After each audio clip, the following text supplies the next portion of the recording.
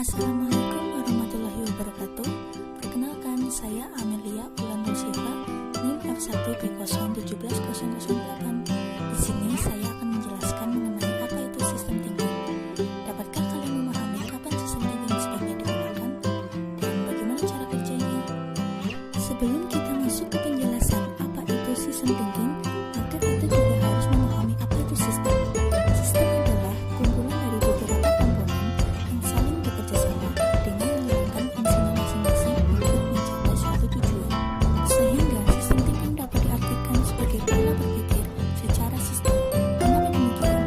Cara berpikir sistem adalah salah satu pendekatan yang diperlukan agar manusia dapat memandang persoalan-persoalan dunia ini dengan lebih menyeluruh, dan dengan demikian pengambilan keputusan dapat dibuat lebih terarah dan lebih efektif. Kemudian, sistem thinking juga dapat digunakan sebagai pendekatan untuk memahami suatu permasalahan secara keseluruhan dan akurat sebelum bertindak, sehingga bisa mengajukan pertanyaan yang lebih baik sebelum melompat ke kesimpulan. Nah, itu sedikit beberapa penjelasan mengenai apa sih yang dimaksud dengan sistem thinking, dan mari kita telah materi ini lebih lanjut agar lebih mudah dipahami. Let's go! Sistem thinking memiliki beberapa karakteristik yang dapat diterapkan pada waktu tertentu, seperti 1. Mempunyai isu yang penting.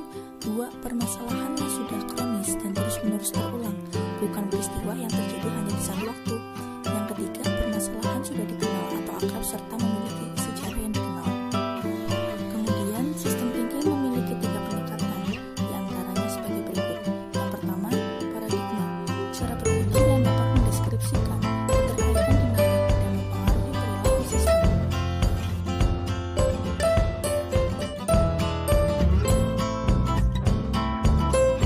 Kemudian yang kedua adalah bahasa, suatu alat untuk membuat dan menuliskan cara berpikir yang kompleks untuk mengambil keputusan dengan dinamis.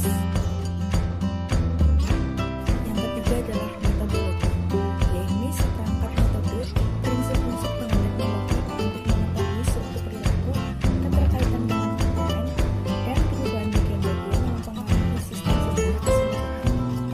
Yang kemudian ada pendekatan sistem thinking atau berpikir sistem, dikenal sebagai suatu paradigma yang menyatakan bahwa suatu perubahan perilaku atau dinamika dimunculkan oleh suatu struktur yang saling bergantung dan berkaitan.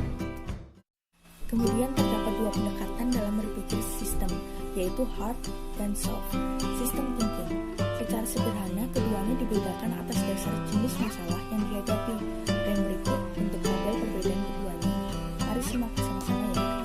Hard system digunakan untuk menyelesaikan persoalan yang terstruktur dengan jelas, sementara soft system digunakan untuk menyelesaikan situasi masalah yang kompleks, tidak terstruktur, dan tidak terdefinisi dengan baik. Sudahkah kalian tahu apa yang dimaksud dengan pendekatan paradigma atau metode paradigma? Sedikit penjelasan akan memberi pengetahuan baru untuk kita semua. Simak bersama-sama ya. Pendekatan ilmiah wujudnya adalah metode ilmiah. Metode ilmiah merupakan prosedur dalam mendapatkan pengetahuan yang disebut ilmu. Jadi, ilmu merupakan pengetahuan yang didapat lewat metode ilmiah. Kemudian, berdasarkan sejarah perkembangan ilmu, terdapat 3 karakteristik utama pendekatan ilmiah menurut Chatelain 1993, yakni pertama ada reductionist, yang kedua repeatability, dan yang ketiga refutation. Cara pertama dari ilmu adalah reductionist, yaitu suatu pendekatan yang mereduksi kompleksitas permasalahan menjadi bagian-bagian yang lebih kecil sehingga dapat dengan mudah diamati dan diteliti. Sifat kedua dari ilmu adalah repeatability, yaitu suatu pengetahuan disebut ilmu. Bila pengetahuan tersebut dapat dicek dengan mengulang eksperimen atau penelitian yang dilakukan oleh orang lain di tempat dan waktu yang berbeda. Sifat ilmu yang ketiga adalah refutation, yaitu mensyaratkan bahwa suatu ilmu harus memuat informasi yang dapat ditolak kebenarannya oleh